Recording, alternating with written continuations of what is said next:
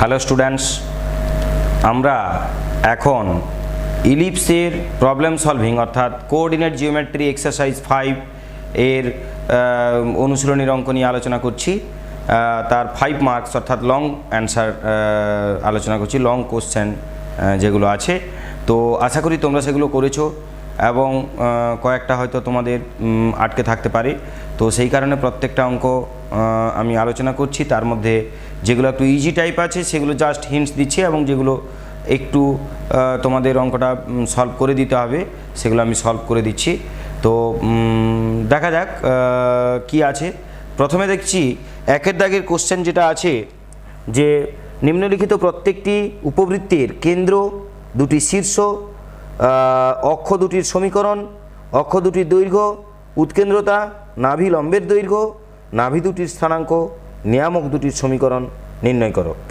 এতগুলো দিয়েছে। বলছে যে ইলিপসগুলো নিচে দেওয়া আছে তাদের প্রত্যেকের সেন্টারের কোঅর্ডিনেট এবং দুটি ভার্টেক্সের কোঅর্ডিনেট, অ্যাক্সিস দুটির সমীকরণ, তারপরে কি বলেছে না অ্যাক্সিস দুটির লেন্থ অর্থাৎ মেজর অ্যাক্সিস এবং মাইনর অ্যাক্সিসের লেন্থ, ইসেন্ট্রিসিটি, লেটাস রেক্টাম, আর ফোকাস দুটির কোঅর্ডিনেট, আর কি বলেছে না ডাইরেক্ট্রিক্সের ইকুয়েশান, দুটো যে ডাইরেক্ট্রিক্স আছে তাদের ইকুয়েশান।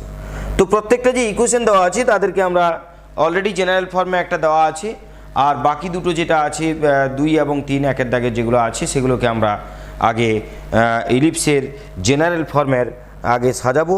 আগে ইলিপসের জেনারেল ফর্মে সাজালে তারপর কি আমরা বুঝতে পারবো যে তাদের কেন্দ্রের স্থানাঙ্ক কত এবং বাকি জিনিসগুলো বের করতে পারবো। 2 দাগ যেটা বলেছে যে এই উপবৃত্তির উৎকেন্দ্রতা, নাভি লম্বের দৈর্ঘ্য এবং কেন্দ্র নির্ণয় করো। নিশ্চয়ই তোমরা পারবে। 9x² + 16y² - 54x + 64y + 1 = 0 এই যে সমীকরণটা দেওয়া আছে, এই সমীকরণে আগে আমরা যেটা করব যে এই সমীকরণটিকে আমরা ইলিপসের ইকুয়েশনের জেনারেল ফর্মে আগে আমরা সাজিয়ে নেব। তো যদি আমরা একে জেনারেল ফর্মে সাজাই তাহলে তোমরা নিশ্চয়ই এর আগে এই টাইপের অঙ্ক আরও করেছো। তো একে জেনারেল ফর্মে যদি আমরা সাজাই, 2 দাগের একের কোশ্চেনটা বলছি আমি, বলেছে আমাদের 9x² + 16y² 9x² + 16y² -54x plus 64y plus 64y plus 1 is equal to 0। এইটাকে আমরা যদি এরকম করি যে 9x² - 54x plus 1 plus 1 নয়, এখানে ধরে নাও আছে প্লাস 1 আছে, মাইনাস 64y, হ্যাঁ 54x 3x² এর হোল স্কোয়ার প্লাস এটা আসছে আমাদের 2 × 3x ইন্টু, আচ্ছা প্রথমে আমরা 9 এখান থেকে কমন নিয়ে নিতে পারি। তাহলে 9 যদি এখান থেকে কমন নিয়ে নিই তাহলে x² - 6x, x² - 6x, তাহলে প্লাস এখানে কত দরকার না 2 × 3 মানে 9 দরকার। তাহলে এখানে 9 × 9 = 81, অর্থাৎ এখানে একটা প্লাস 81 প্রয়োজন। আমার এখানে প্লাস 81 নেই, 1 আছে, তার মানে এখানে -80 একটা দিয়ে দিলে আমার এখানে কমপ্লিট হয়ে যাবে। তো এখানে যেটা আছে আমাদের প্লাস 16y² দিলে এখানে 16 কমন নিয়ে নাও, তাহলে y² + 4y, y² + 4y 16 × 4 = 64, plus এখানে একটা 4 দরকার, তবে গিয়ে এটা ফর্মুলায় পড়বে। তাহলে এখানে আছে তোমার 64y অলরেডি এখানে আছে, প্লাস 4 এখানে দরকার, 16 × 4 = 64 দরকার, কিন্তু এখানে 16 × 4 = 64 নেই আমাদের, কিন্তু 16 × 4 = 64 এখানে চলে এলো, তার জন্য একটা -64 আমরা দিয়ে দিলাম is equal to 0।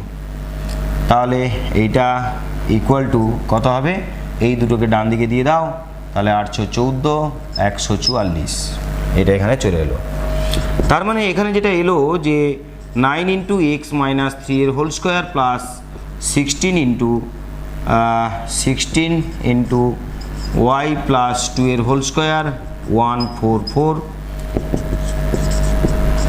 X minus 3 এর whole square by 16 plus Y plus 2 এর whole square by 9 is equal to 1.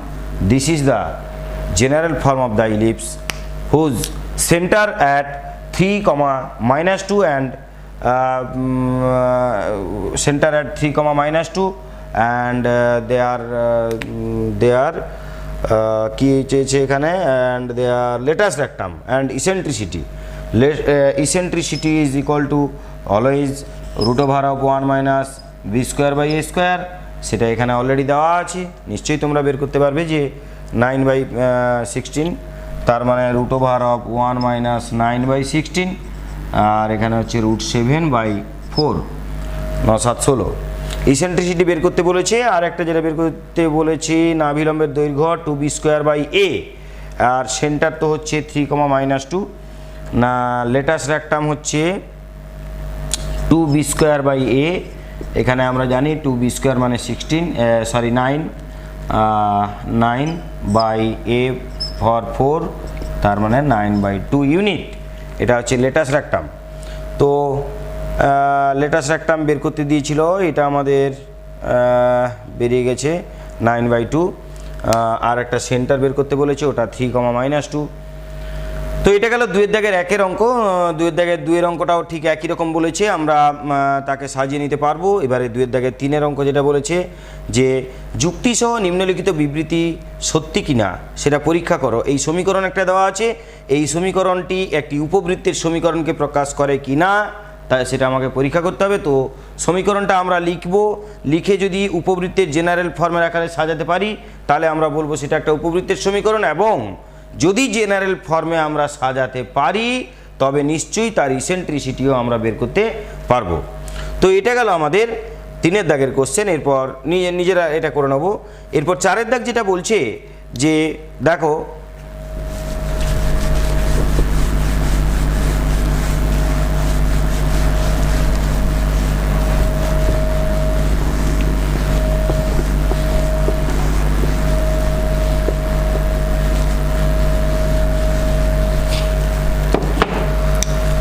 দেখো 4 এর দাগ যেটা বলছে যে X square by A square plus Y square by B square equal to 1 উপবৃত্তটি -3, 2 বিন্দুগামী এবং উৎকেন্দ্রতা √3/5 হলে উপবৃত্তটির নাভিলম্বের দৈর্ঘ্য নির্ণয় করো।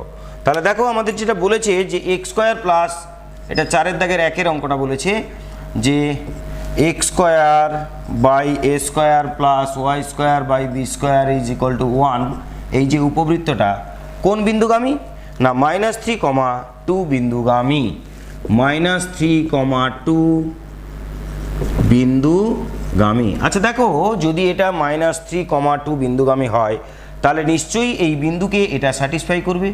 তার মানে 9/a square plus 4/b square is equal to 1।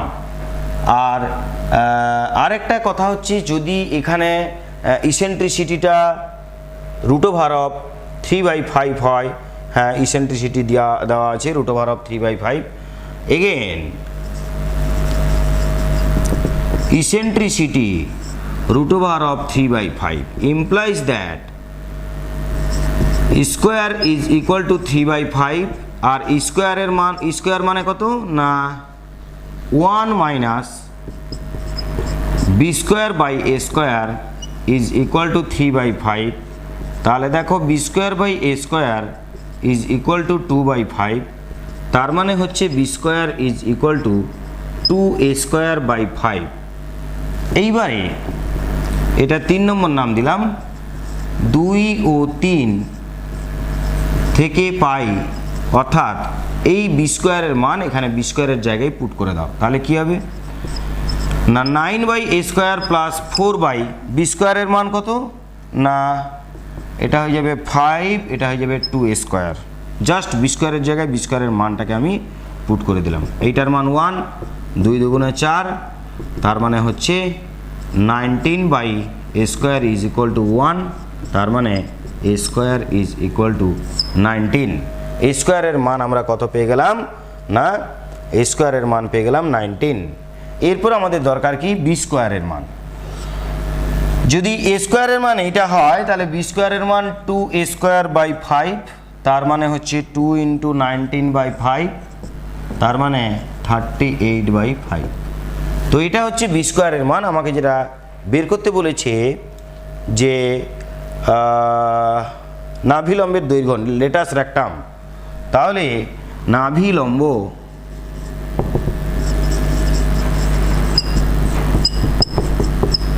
নাভিলম্বের যেটা দৈর্ঘ্য হবে সেটা হচ্ছে 2 বি স্কোয়ার বাই এ, তার মানে 2 ইন্টু 38 বাই 5 বাই এ।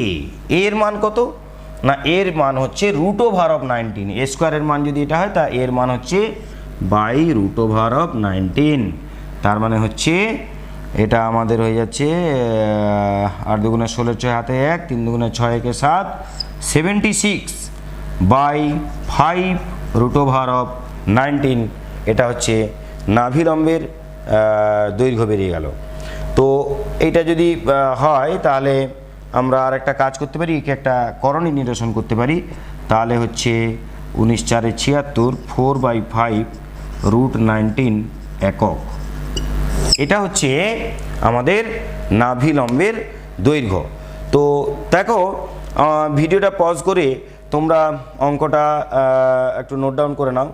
এরপর যেটা বলেছে 2 দাগের অঙ্ক, 4 দাগের 2, X square by A square plus Y square by B square উপবৃত্তটি এই সরলরেখা দুটির ছেদবিন্দুগামী এবং এর নাভিলম্বের দৈর্ঘ্য এত একক হলে এ এবং বি এর মান নির্ণয় করে। এটা নিজেরা তোমরা করবে।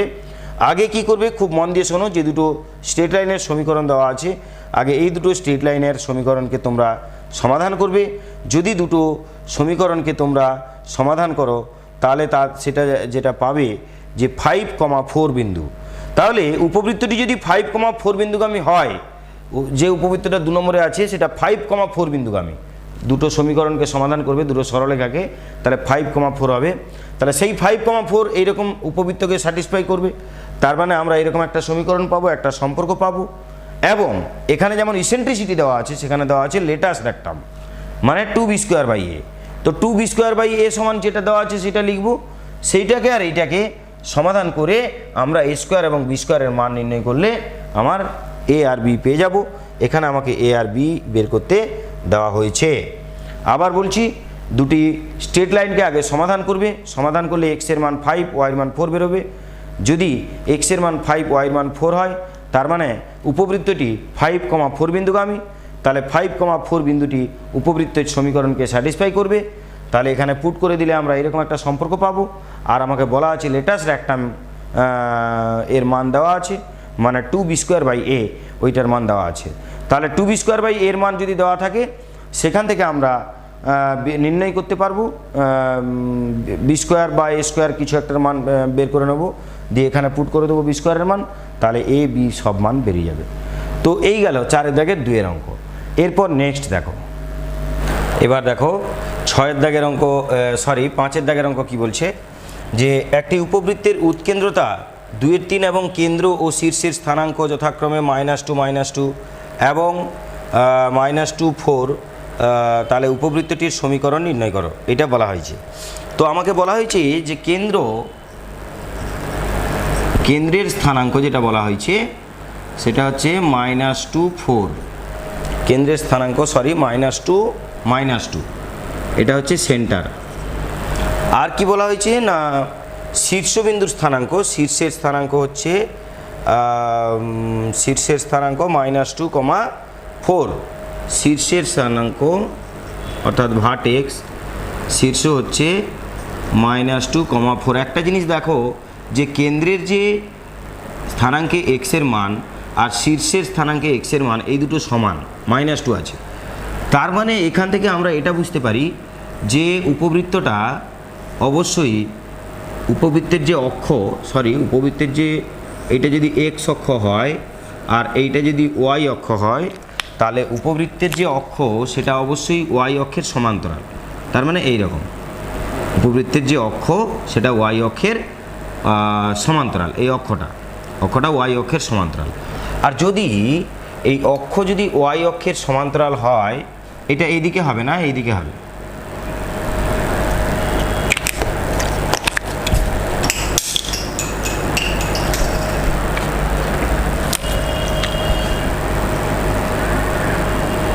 এইরকম। তো অক্ষ যদি ওয়াই অক্ষের সমান্তরাল হয় তাহলে সমীকরণের যেটা সাধারণ আকার সেটা হচ্ছে এক্স মাইনাস আলফা এর whole square by B square plus Y minus beta তার whole square by A square is equal to 1। এখানে আলফা বিটা কি না, আলফা আর বিটা হচ্ছে আমাদের যে কেন্দ্রের স্থানাঙ্ক। তার মানে এখানে যেটা আমরা পাচ্ছি যে এক্স মাইনাস এ প্লাস 2 তার whole square by B square plus Y এর মান কত, হ্যাঁ ওয়াই মাইনাস বিটার মানও 2 এর whole square by A square is equal to 1। এখানে আরেকটা জিনিস আমাদেরকে বলা আছে যে উপবৃত্তের যে উৎকেন্দ্রতা, ওই উৎকেন্দ্রতা দেওয়া আছে আর শীর্ষবিন্দুর স্থানাঙ্ক দেওয়া আছে। শীর্ষবিন্দুর স্থানাঙ্ক কত হয় না, শীর্ষবিন্দুর স্থানাঙ্ক অ্যাকচুয়ালি যেটা হয় সেটা হচ্ছে এ কমা বিটা প্লাস এ। এটা হচ্ছে শীর্ষবিন্দুর যেটা স্থানাঙ্ক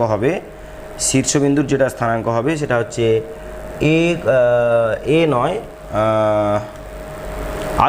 আলফা কমা, হ্যাঁ এটা সেম হবে। তাহলে আলফা কমা বিটা প্লাস এ। তাহলে এখানে বিটা প্লাস এর মান আমরা কি পেয়েছি 4। অতএব beta plus a is equal two 4। Bitter মান কিন্তু এখানে দেওয়া আছে -2। তাহলে এখানে যদি -2 বসিয়ে দিই তাহলে implies that a is equal two 6। এইবার আমাদের ইসেন্ট্রিসিটি ই যেটা দেওয়া আছে, ইসেন্ট্রিসিটি ই যেহেতু eccentricity E is equal to 2/3, eccentricity E is equal two যেহেতু 2/3, তাহলে বলো স্কোয়ারের মান কত না 4/9।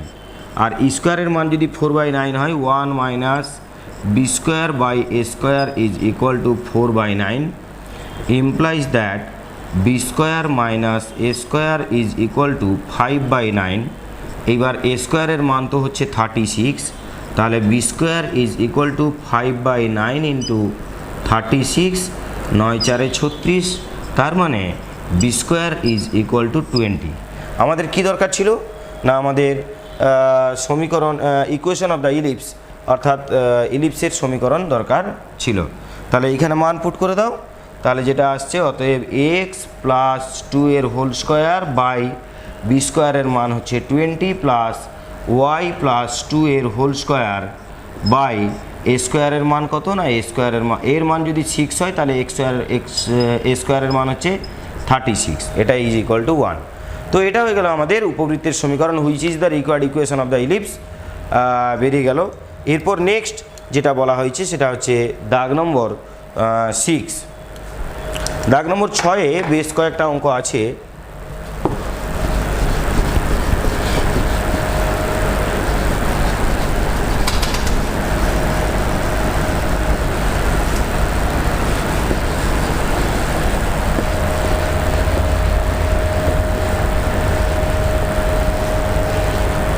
দেখো দাগ নম্বর 6 যেটা বলছে একটি উপবৃত্তের শীর্ষ দুটির স্থানাঙ্ক -1,1 এবং 9,2 তার উৎকেন্দ্রতা 4/5 হলে উপবৃত্তের সমীকরণ নির্ণয় করো।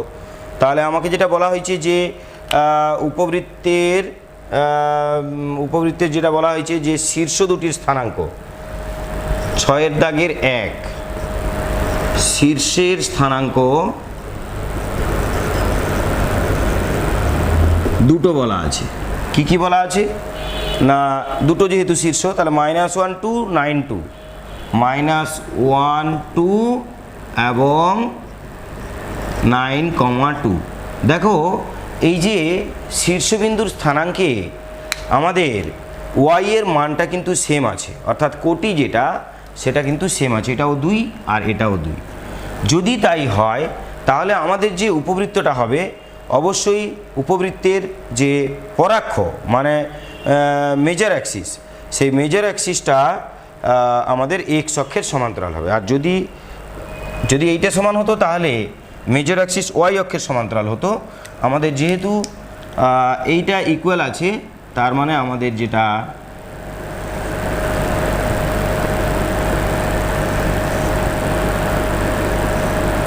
এরকম আসবে, আমাদের উপবৃত্তটা এর যে পরাক্ষ থাকবে অর্থাৎ মেজর অ্যাক্সিস অবশ্যই এক্স অক্ষের সমান্তরালে থাকবে, এক্স অক্ষের সমান্তরালে থাকবে। এইবার আমাদের যেটা বলা হয়েছে যে যেহেতু তাহলে বলা হয়েছে একটি উপবৃত্তের শীর্ষ দুটি স্থানাঙ্ক -1,2 এবং 9,2 উৎকেন্দ্রতা 4/5 হলে, হ্যাঁ তাহলে একটা জিনিস দেখো যে আমাদের যে সমীকরণটা যেটা আসবে সেটা হচ্ছে x minus alpha whole square by A square plus Y minus beta এর whole square by B square is equal to 1। এইটা হচ্ছে আমাদের উপবৃত্তের ইকুয়েশনের জেনারেল ফর্ম। আমাদের যেটা বলা হয়েছে যে শীর্ষের স্থানাঙ্ক কি হওয়ার কথা বলো, যে শীর্ষের স্থানাঙ্ক যেটা হওয়ার কথা, শীর্ষের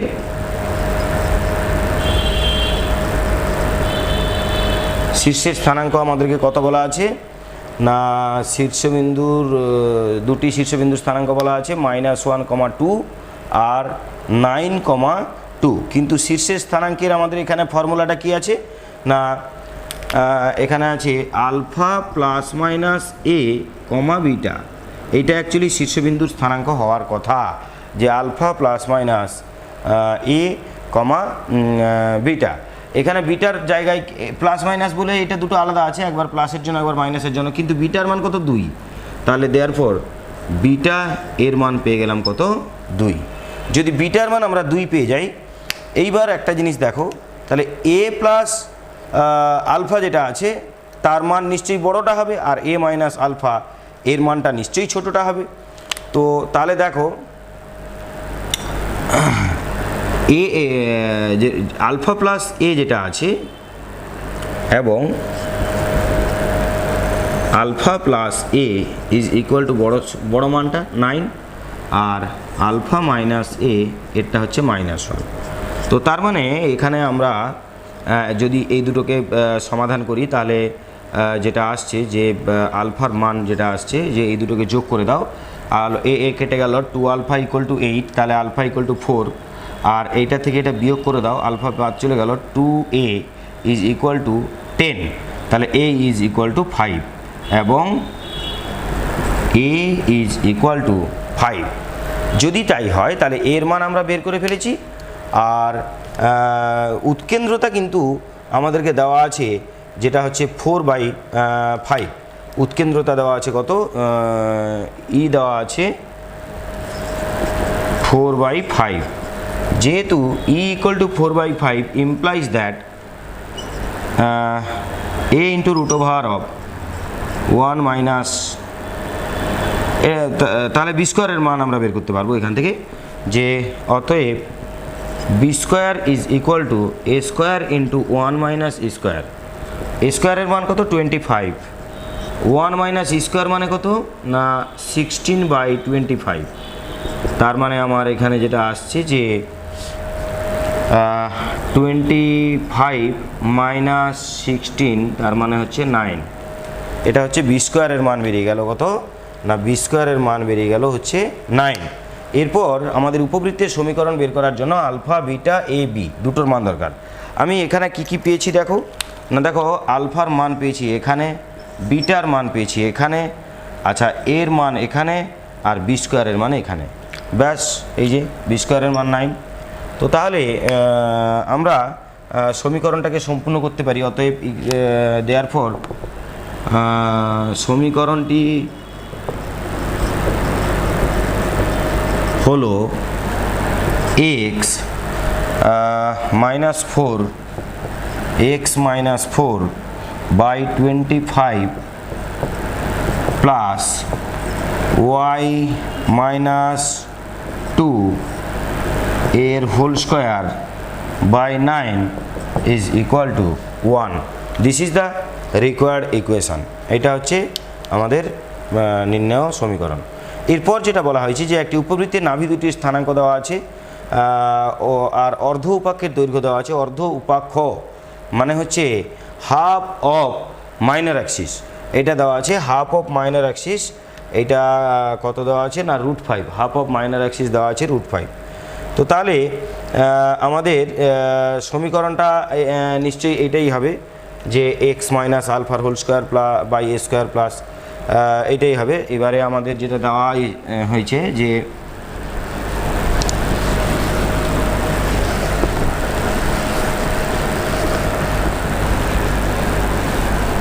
এইটাই হবে সমীকরণ। এখানে আমাদের আলফা বিটা এবং এ বি এগুলোর মান বের করলে হয়ে যাবে।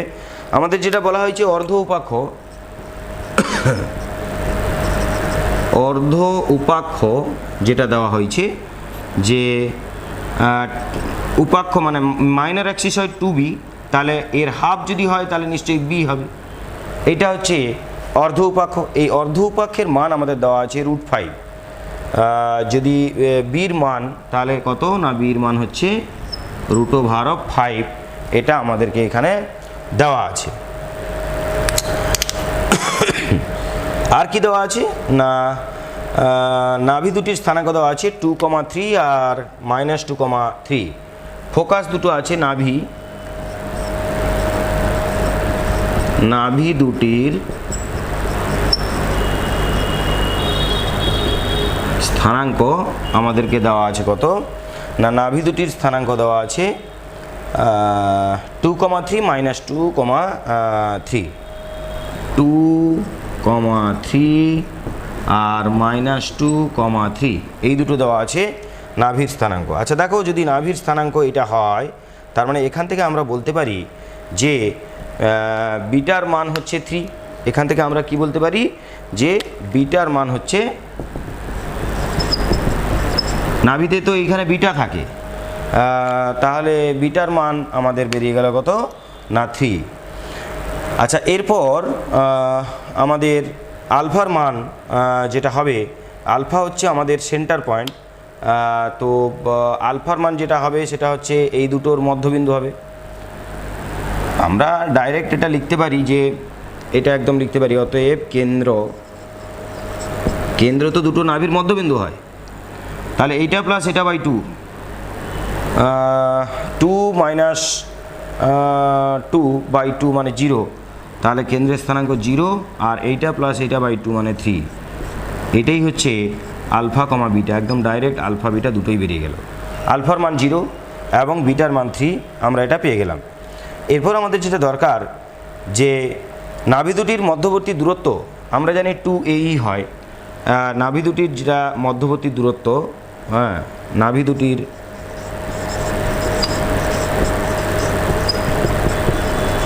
দূরত্ব 2AE, এইটার মান কত না এই দুটির মধ্যে যেটা দূরত্ব হবে সেটাই হচ্ছে নাভি দুটির মধ্যে দূরত্ব। এই দুটি বিন্দুর মধ্যে দূরত্ব কত না এটা হচ্ছে 2 - -2 মানে 4। তোমরা দুটি বিন্দুর মধ্যে দূরত্ব নির্ণয়ের ফর্মুলা জানো, বের করে দেখবে এটা 4 বেরোচ্ছে। তাহলে যদি তাই হয় তাহলে উভয় পক্ষে হোল স্কোয়ার করে দাও, তাহলে যেটা হচ্ছে 4 বা আমাদের 2 2 গুণে 4 কেটে গেল, তার মানে a² = 4 কী বেরোচ্ছে না a² = কত না 4। আমরা কিন্তু এখানে কার মান জানি না, আচ্ছা এখানে আমরা ইর জায়গাতে পুট করে দিই মানটা, দাঁড়াও, তাহলে হচ্ছে a² × 1 - b² = 4। এইটাকে ভেতরে গুণ করে দিলে a² - b² = 4। আমরা কিন্তু বির মান এখানে বের করে ফেলেছি √5, ওটা দেওয়া আছে। তাহলে b² এর মান কি 5 হবে, তার মানে a² এর মান 4 + 5 তার মানে 9। তাহলে আলফা বিটার মান বের করেছি, a² এর মান বের করেছি, আর b আছে মানে b²ও আছে। এরপর নিশ্চয়ই আমরা আলফা বিটা a² b² এর মান বের করে ফেলেছি, তার মানে আমরা সমীকরণটাকে অবশ্যই সম্পূর্ণ করতে পারবো। যে যার জায়গায় মান পুট করে দিলে আমাদের সমীকরণটা বেরিয়ে যাবে। এটা হচ্ছে 6-এর দাগের 2-এর অঙ্ক। এরপর যেটা বলছে 6-এর দাগের 3-এর অঙ্কে যেটা বলা হয়েছে যে একটি উপবৃত্তির উৎকেন্দ্রতা দেওয়া আছে, তার নাভি এবং অনুরূপ শীর্ষ যথাক্রমে 1,2 এবং 2,2। তাহলে শীর্ষ দেওয়া আছে, প্রথমটা দেওয়া ছিল যে দুটি শীর্ষের স্থানাঙ্ক, তার পরেরটা দেওয়া ছিল দুটি নাভির স্থানাঙ্ক। এটা যেটা দেওয়া আছে যে একটি নাভি এবং একটি শীর্ষ, এইভাবে দেওয়া আছে। তো তাহলে দেখো এখানেও কিন্তু আমাদের পরাক্ষটা হচ্ছে এক্স অক্ষের সমান্তরাল, তার মানে আমাদের যেটা সমীকরণ আসবে সেটা হচ্ছে এইটা। 3 নম্বরেও যেটা সমীকরণ আসবে সেটা হচ্ছে এক্স মাইনাস আলফার whole square plus Y minus বিটার whole square by B square equal to 1। এটা হচ্ছে 3-এর অঙ্কটা। এখানে যেটা দেওয়া আছে যে বিটার মান এখানে কি হবে তাহলে না, এখানে বলা আছে শীর্ষ এবং নাভি দেওয়া আছে 1,2, শীর্ষ দেওয়া আছে 2,2। আচ্ছা দেখো নাভি 1,2 আর শীর্ষ 2,2, এটা দেওয়া আছে, শীর্ষ দেওয়া আছে 2,2। আচ্ছা আর উৎকেন্দ্রতা ইসেন্ট্রিসিটি দেওয়া আছে 2/3। ওকে, তো তাহলে দেখো আমাদের এখানে বিটার মান কি পাচ্ছি, বিটার মান যেটা পাচ্ছি যে এই যে এটা হচ্ছে বিটার মান। শীর্ষবিন্দু যেটা থাকে শীর্ষবিন্দু আর নাভি, হ্যাঁ, তাহলে বিটার মান এইটা পাচ্ছি। তাহলে কি হচ্ছে না, therefore beta is equal two এই যে 2, বিটা ইজ ইকুয়াল টু 2। আর এখানে নাভির যেটা স্থানাঙ্ক সেটা হচ্ছে আলফা প্লাস এই, এইটা কি হয়, এইটা হয় আলফা প্লাস এই হয়। তাহলে তার মানটা কত, 1 না, আলফা প্লাস এই, এইটার মান তাহলে আমরা কত পাচ্ছি না, এটার মান পাচ্ছি 1। এর মান ইসেন্ট্রিসিটি এখানে কিন্তু দেওয়া আছে আমাদেরকে, ইসেন্ট্রিসিটি আমাদেরকে কত দেওয়া আছে না 2/3। তাহলে এখানে বসিয়ে দাও যে alpha plus a into 2/3 equal to 1, তার মানে হচ্ছে 3 alpha plus 2a is equal to 1। Sorry, 3 alpha plus 2a is equal to 3, is equal to 3। 3 alpha plus 2a is equal to 3। আরেকটা কী দেওয়া আছে না, এইটা হচ্ছে আলফা প্লাস এ, এটা হচ্ছে আলফা প্লাস এ, আর এটা তো বিটা হয়ে গেছে, আর এটাও তো বিটা হয়ে গেছে, এটা হচ্ছে আলফা প্লাস এই, এটা স্থানাঙ্কের ফর্মুলা। তাহলে দেখো আলফা প্লাস এ এটার মান কিন্তু 2। এইটাকে একটা সমীকরণ নাম দাও, এটা হচ্ছে 1 নম্বর সমীকরণ, এটা 2 নম্বর, আর এটাকে 3 নম্বর নাম দাও।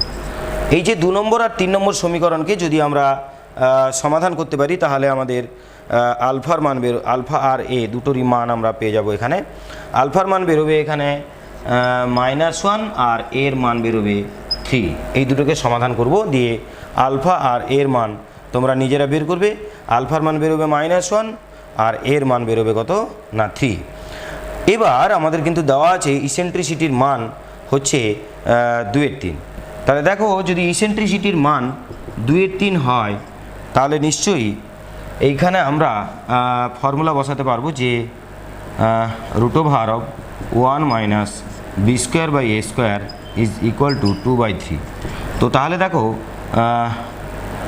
B square by A square is equal to 1 minus 4/9।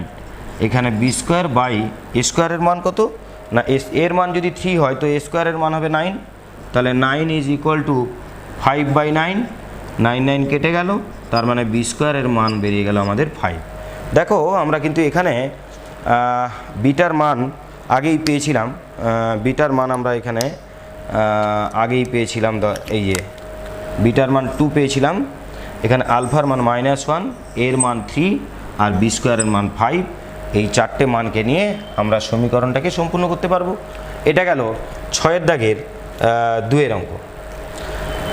এরপর 7-এর দাগ যেটা বলছে, 7-এর দাগটা দেখা হবে। এরপর দেখো 7-এর দাগের অঙ্ক কি বলছে, দেখো 7-এর দাগ বলছে x²/6 + y²/2 = 1 উপবৃত্তের ওপর অবস্থিত কোনো বিন্দুর কেন্দ্র থেকে দূরত্ব 2 একক হলে এই বিন্দুর উৎকেন্দ্রিক কোণ নির্ণয় করো। কেন্দ্র থেকে 2 একক দূরত্বে কোনো বিন্দুতে আমরা 2 একক হলে তার উৎকেন্দ্রিক কোণ। আচ্ছা, তাহলে আমরা একটা উপবৃত্ত অঙ্কন করলাম। এই উপবৃত্তের মনে করো কেন্দ্র হচ্ছে এই বিন্দুতে, এই থেকে 2 একক দূরত্বে এদিকেও একটা বিন্দু আছে, এদিকেও একটা বিন্দু আছে 2 একক দূরত্বে। তাহলে এদিকে 2 একক দূরত্বে যে বিন্দুটা আছে, এদিকে 2 একক দূরত্বে যে বিন্দুটা আছে তার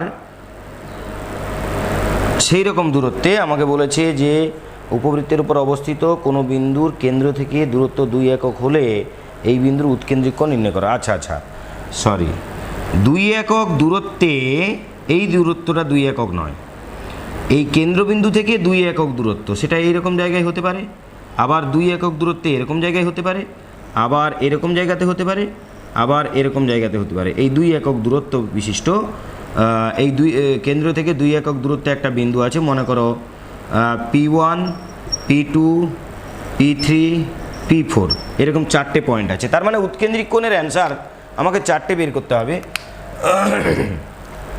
দেখো, এইটা যদি উপবৃত্তের সমীকরণ হয় তাহলে এর মান √6, বির মান √2। তাহলে এর উপর অবস্থিত যে কোনো বিন্দু P এর স্থানাঙ্ক কী লেখা হয়? A cos theta B sin theta, A cos theta B sin theta. Okay, তাহলে বলেছে কেন্দ্র থেকে P বিন্দুর দূরত্ব আমার 2 একক হবে। তাহলে সেই ফর্মুলায় বসিয়ে দাও। আমার বিন্দুর স্থানাঙ্ক এইটা, কেন্দ্রের স্থানাঙ্ক 0, 0, 0, 0 থেকে এই বিন্দুর দূরত্ব কত না √2 এইটা x² + y² is equal two এই দূরত্বটা হচ্ছে 2 একক, তার মানে মডিউলাস অফ 2। এরপর আমি উভয় পক্ষে হোল স্কোয়ার করে দিলাম, উভয় পক্ষে হোল স্কোয়ার করে দিলে আমার এইটা বেরোলো cos থিটার মান বেরোলো 1/√2 মানে cos π/4। এইবারে এই যে cos থিটার মান 1/√2 সেটা আমার এইখানেও হতে পারে 1/√2, এইখানেও হতে পারে 1/√2, এইখানেও হতে পারে, এইখানেও হতে পারে। তার কারণটা হচ্ছে এখানে আমাদের 3π/4 যেটা আছে সেটা হচ্ছে π/2 প্লাস π/4, π/2 প্লাস π/2 প্লাস π/4, হ্যাঁ, তার মানে হচ্ছে 3π/4। তার মানে এইটা 4টে বিন্দু আছে, তো এই জন্য 4টে বিন্দুর জন্য 4 রকমের আমাদের উৎকেন্দ্রিক কোণ বেরিয়েছে। এটা যেহেতু ফার্স্ট কোয়াড্রেন্টে আছে, এখানে √2 মানে π/4। এটা যখনই আমরা সেকেন্ড কোয়াড্রেন্টে নিয়ে চলে আসবো তখন হবে 3π/4 মানে π/2 প্লাস π/4 বা π মাইনাস π/4, এটাও করা যেতে পারে।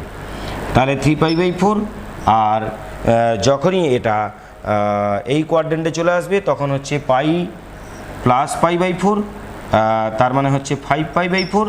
আর যখন এটা ফোর্থ কোয়াড্রেন্টে আসবে তখন হচ্ছে এইটা 2π মাইনাস π/4, তার মানে এটা হচ্ছে 7π/4। এই জন্য এর 4টে যেহেতু পয়েন্ট আছে ওই জন্য 4টে অ্যান্সার এখানে পরপর লিখে দেওয়া হয়েছে।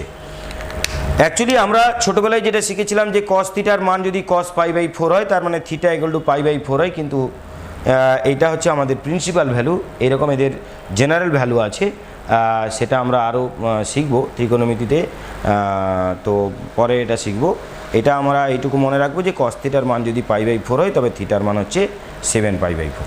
তো এটা গেল আমাদের 7 দাগের কোশ্চেন। এরপর 8 দাগ যেটা বলছে, দেখো 8 দাগের কোশ্চেন যেটা বলছে যে 8 দাগের কোশ্চেন যেটা বলছে যে PQ সরলরেখা x² / a² + y² / b² = 1 উপবৃত্তের যে কোনো দ্বিগুণ কোটি হলে P এর নিকটতম PQ এর সমত্রিখণ্ডিত বিন্দু সঞ্চারপথ নির্ণয় করো। তার মানে বলতে চাইছে যে এইটা হচ্ছে একটা উপবৃত্ত, এর এই PQ হচ্ছে দ্বিগুণ কোটি ডবল অর্ডিনেট কোনটা সেটা তোমরা নিশ্চয়ই জানো। এই ডবল অর্ডিনেটের উপর অবস্থিত একটা বিন্দু যেটা কিনা এই PQকে সমত্রিখণ্ডিত করেছে, তার মানে সমান 3 ভাগে ভাগ করেছে, অর্থাৎ 1:2 অনুপাতে ভাগ করেছে। সমান 3 ভাগে ভাগ করতে গেলে এটা দুটো বিন্দু দরকার, এইটাও সমান 3 ভাগে ভাগ করেছে 1, 2, 3 ভাগ, আর এইটাও 1, 2, 3 ভাগে ভাগ করেছে। এর মধ্যে P বিন্দুর কাছে যেটা আছে আমাকে ওইটা নির্ণয় করতে হবে। ওই জন্য আমরা P বিন্দুর কাছের বিন্দুটাকে আমরা ধরে নিয়েছি যে H, K। তাহলে দেখো মনে করি P বিন্দুর নিকটতম R বিন্দু, স্থানাঙ্ক হচ্ছে এইচ কমা কে, এই এইচ কমা কে বিন্দুতে এই পি কিউ রেখা 1:2 অনুপাতে বিভক্ত হয়। যদি তাই হয় তাহলে এইচ সমান কী পাবো না 2 into a cos theta plus 1 into a cos theta by 2 plus 1, তাই করেছি দেখো। হ্যাঁ, তাহলে এইচ ইকুয়াল টু যদি এইটা পাই তাহলে দেখো এইচ সমান এ কস থিটা। ঠিক একইভাবে কে এর মান হচ্ছে 2 ইন্টু এইটা প্লাস 1 ইন্টু এইটা বাই 1 প্লাস 2, সেখানে সমাধান করলে কে এর মান এইটা পাবো। এখান থেকে কস থিটার মান বের করলাম, এখান থেকে সাইন থিটার মান বের করলাম। আমরা জানি sine square theta plus cos square theta সমান 1। এইবারে দুটোর মান আমরা পুট করে দিলাম, দিয়ে সঞ্চার পথের সমীকরণ লেখার সময় এইচের জায়গায় এক্স এবং কের জায়গায় ওয়াই লিখলাম। এটাই হলো আমাদের নির্ণেয় সঞ্চার পথের সমীকরণ। 8 দাগের কোশ্চেন হচ্ছে এইটা, খুবই সোজা আছে 8 দাগটা, ওই জন্য আমি আগে করে দিয়েছি অঙ্কটা। এরপর নেক্সট অঙ্ক দেখো। দেখো 9 দাগ যেটা বলছে যে দেখাও যে উপবৃত্তের সহায়ক বৃত্তের দ্বিগুণ কোটি নাভিগামী তা উপবৃত্তের উপাক্ষের দৈর্ঘ্যের সঙ্গে সমান। উপবৃত্তের সহায়ক বৃত্তের যে দ্বিগুণ কোটি নাভিগামী তা উপবৃত্তের উপাক্ষের দৈর্ঘ্যের সঙ্গে সমান। তার মানে কি বলতে চাইছে, একটি উপবৃত্ত তার যে সহায়ক বৃত্ত, এই সহায়ক বৃত্তের যে দ্বিগুণ কোটি, এই যে দ্বিগুণ কোটি নাভিগামী, উপবৃত্তের নাভি হচ্ছে এস, ওইটা দিয়ে একটা নাভি লম্ব অঙ্কন করলাম। এই নাভি লম্ব উভয় পক্ষে বৃদ্ধি করলে যেটা পাবো, এই সহায়ক বৃত্তকে পি আর পি ডট বিন্দুতে যদি ছেদ করে তাহলে পি ডট এটাই হচ্ছে নাভিগামী দ্বিগুণ কোটি। এর যে দৈর্ঘ্য, এর দৈর্ঘ্য বলেছে মাইনর অ্যাক্সিসের সঙ্গে সমান হবে। মাইনর অ্যাক্সিস মানে উপাক্ষের দৈর্ঘ্য, তার সঙ্গে সমান হবে, অর্থাৎ 2b এর সঙ্গে এর লেন্থটা সমান হবে। এটা প্রমাণ করতে দিয়েছে। তো দেখো আমরা উপবৃত্তের সমীকরণ এইটা ধরলাম, তার সহায়ক বৃত্তের সমীকরণ তাহলে এইটা হবে x square plus Y square equal to A square. এরপর আমরা ধরে নিলাম যে পি ডট এটাই হচ্ছে দ্বিগুণ কোটি। তাহলে পি বিন্দুর স্থানাঙ্ক কত, কিউ বিন্দুর স্থানাঙ্ক কত, কিউ ডট এবং পি ডট প্রত্যেকের স্থানাঙ্ক কত হবে সেটা প্যারামেট্রিক ফর্মে আমাদের লেখা আছে। এগুলো প্রত্যেকটাই আমরা কিন্তু জানি যে এটা একটা সার্কেলের উপরে অবস্থিত যে কোনো বিন্দুর কোঅর্ডিনেট প্যারামেট্রিক ফর্মে কি হয়, A cos theta A sine theta, ওই জন্য এটা A cos theta A sine theta হয়েছে। আর এর উল্টো দিকেরটা তাহলে কী হবে, A cos theta minus A sine theta. আর উপবৃত্তের ওপর অবস্থিত যে কোনো বিন্দুর স্থানাঙ্ক কী হয় না A cos theta B sine theta, উল্টো দিকেরটা হবে A cos theta minus B sine theta, তাই করা হয়েছে। তাহলে এবার দেখো কিউ ডট এর সমীকরণ কী হবে, কিউ ডট এর সমীকরণ কী হবে না, এটা তো হচ্ছে ওয়াই অক্ষের প্যারালাল, মানে এক্স ইকুয়াল টু কনস্ট্যান্ট, তার মানে x equal to A cos theta, বাম দিকে নিয়ে এলে x minus A cos theta equal to 0। এইবারে এই যে 3 নম্বর সরলরেখাটা, এই 3 নম্বর সরলরেখাটা এটা কোন বিন্দুগামী না নাভি বিন্দুগামী। নাভির স্থানাঙ্ক কত এ 0। তাহলে যদি নাভি বিন্দুগামী হয় তাহলে এই বিন্দুকে এটা স্যাটিসফাই করবে। তার মানে এক্সের মান এই আর ওয়াই এর মান 0 বসাবো, এখানে ওয়াই নেই, তাহলে A minus A cos theta equal to 0। A common নিয়ে নাও, তাহলে E minus cos theta equal to 0, তার মানে কস থিটার মান এখানে ই বেরোলো। তাহলে সহায়ক বৃত্তের দ্বিগুণ কোটি যেটা পি ডট, এইটার ইকুয়েশন কি, এইটার লেন্থ কত হবে না, পি স্থানাঙ্ক জানি, পি ডট বিন্দুর স্থানাঙ্ক জানি, তাদের লেন্থ নির্ণয়ের ফর্মুলা আমরা নিশ্চয়ই জানি। তাহলে দুটো বিন্দুর যদি স্থানাঙ্ক জানা থাকে তাদের লেন্থ হবে 2a সাইন থিটা, কারণ এখান থেকে এটাও সাইন থিটা ছিল, এখান থেকে এটাও এ সাইন থিটা ছিল, তাহলে দুটো যোগ করলে 2a সাইন থিটা হবে। এই সাইন থিটার মান কিন্তু আমরা জানি না, আমরা জানি কস থিটার মান, তাহলে সাইন থিটাকে কস থিটার আকারে কনভার্ট করে তার মান পুট করে এখানে বের করানো হয়েছে উপাক্ষের দৈর্ঘ্য। এইটা মনে রাখবে, এই যে √1 মাইনাস স্কোয়ার আছে, এই √1 মাইনাস স্কোয়ার মানেই হচ্ছে বি বাই এ। তো এইটাই করা হয়েছে। তাহলে এ কেটে গেল, 2b হয়ে গেল অ্যান্সার। 2b মানে উপাক্ষের দৈর্ঘ্য। অঙ্কটা ভালো করে দেখবে, আরেকবার পড়বে, অঙ্কটা খাতায় লিখবে, তারপর বোঝার চেষ্টা করবে, দিলে বুঝতে পারবে। খুব ইজি অঙ্ক আছে। এরপর 10 দাগ যেটা বলেছে যে একটি উপবৃত্তের কেন্দ্র ও এবং অর্ধ উপাক্ষ বি একক হলে উপবৃত্তের উপর অবস্থিত পি বিন্দুর কোটির বর্ধিতাংশ তার সহায়ক বৃত্তকে কিউ বিন্দুতে ছেদ করে। এই পর্যন্ত পড়ে আগে ছবির সঙ্গে মেলাও। কি বলেছে? অর্ধ উপাক্ষ বি উপবৃত্তের উপর অবস্থিত পি বিন্দুর কোটির বর্ধিতাংশ তার সহায়ক বৃত্তকে কিউ বিন্দুতে ছেদ করেছে। পি বিন্দুর কোট, এই উপবৃত্তের উপর অবস্থিত পি বিন্দু, তার স্থানাঙ্ক A cos theta B sine theta. এই পি বিন্দুর কোটি কোনটা? না, পি বিন্দুর কোটি হচ্ছে এখান থেকে এইটা। এটাকে যদি বাড়ানো হয় তাহলে সহায়ক বৃত্তকে কিউ বিন্দুতে ছেদ করেছে। এই পর্যন্ত আমাকে বলা হয়েছে যে কিউ বিন্দুতে ওটা ছেদ করেছে। দেখো, যদি কিউ বিন্দুতে ওটা ছেদ করে থাকে, এবারে বলছে পি বিন্দু দিয়ে অঙ্কিত ও কিউ এর সমান্তরাল সরলরেখা পরাক্ষকে জি বিন্দুতে ছেদ করেছে। পি বিন্দু দিয়ে অঙ্কিত ও কিউ এর সমান্তরাল সরলরেখা, পি বিন্দু দিয়ে অঙ্কিত ও কিউ এর সমান্তরাল সরলরেখা পরাক্ষকে জি বিন্দুতে ছেদ করেছে। এই পি বিন্দু দিয়ে এর সমান্তরাল সরলরেখা অঙ্কন করলাম, যেটা কিনা এই পরাক্ষকে জি বিন্দুতে ছেদ করেছে। এইবার আমাকে বলেছে প্রমাণ করো পিজি ইকুয়াল টু বি। আমাকে প্রমাণ করতে বলেছে এই যে পি থেকে জি এই লেন্থটা, এটার দৈর্ঘ্য হচ্ছে বি এর সঙ্গে সমান। এটা আমাকে প্রমাণ করতে দিয়েছে। দেখো, উপবৃত্তের সমীকরণ হচ্ছে এটা। তাহলে এখন দেখো, ত্রিভুজ জি এন পি, এই যে জি এন পি এবং ও এন কিউ এই ত্রিভুজটা এবং এই ত্রিভুজটা, এই দুটো ত্রিভুজ কিন্তু, এই যে বড় ত্রিভুজটা আর ছোটো ত্রিভুজটা, এই দুটো ত্রিভুজ কিন্তু সদৃশকোণী। কেন সদৃশকোণী? কারণ দেখো, এটা প্যারালাল, এটা তার ভেদক, তার মানে এইটা সমান এটা অনুরূপ কোণ। এই কোণ ইকুয়াল টু এই ত্রিভুজের বেলায় এই অ্যাঙ্গেলটা, এই ত্রিভুজের বেলায় এই অ্যাঙ্গেলটা, দুটোই 90 ডিগ্রি আছে এবং এই কোণও সমান। দুটো সদৃশকোণী ত্রিভুজ। আর যদি দুটো সদৃশকোণী ত্রিভুজ হয় তাহলে আমরা এখান থেকে বলতে পারি যে পিজি বাই ও কিউ, মানে এর অতিভুজ আর এর অতিভুজ, এদের যে অনুপাত হবে পিএন বাই কিউএন, এই লম্ব দুটোর অনুপাতের সঙ্গে সমান হবে। এর অতিভুজ বাই এর অতিভুজ সমান এর লম্ব বাই এর লম্ব। যদি এটা করে দিই, পিজির জায়গায় আমি পিজি লিখে রাখলাম, কেননা আমার পিজির মান বের করতে হবে। এরপর ও কিউ, এই ও কিউ এর মান কত? না দেখো, ও বিন্দুর স্থানাঙ্ক জানি, কিউ বিন্দুর স্থানাঙ্ক জানি, তাহলে ও কিউর লেন্থটাও আমি পেয়ে যাবো, সেটা এখানে লিখে দিয়েছি। Is equal to PN. পিএনের দৈর্ঘ্য কত? না, পিএন হচ্ছে বি সাইন থিটা, আর কিউএন এর দৈর্ঘ্য কত? না, এ সাইন থিটা। মান বসিয়ে দিলাম, সাইন থিটা কেটে গেল, বি বাই এ থাকলো। আর এইখান থেকে এ স্কোয়ার কমন নাও, তাহলে sine square theta plus cos square থিটার মান 1। এ স্কোয়ারটা রুটের বাইরে চলে গেল, এ হয়ে গেল, এ কেটে গেল, পিজির মান হয়ে গেল বি। এটাই আমাকে প্রমাণ করতে দিয়েছে। খুবই সোজা অঙ্ক, ক্যালকুলেশনে কিছুই নেই। এই জায়গাটায় শুধু আমাকে মানটা বসাতে হবে। গোটা অঙ্কের ট্রিক হচ্ছে এই জায়গাটায়। তো ভালো করে অঙ্কটা আবার রিডিং পড়ো, অঙ্কটা তুলে নাও, তারপরে ভালো করে চেক করে নাও, দেখো বুঝতে পেরে যাবে। এটা গেল 10-এর দাগের অঙ্ক। এরপর নেক্সট দেখো 11-এর দাগের অঙ্ক কি বলছে দেখো।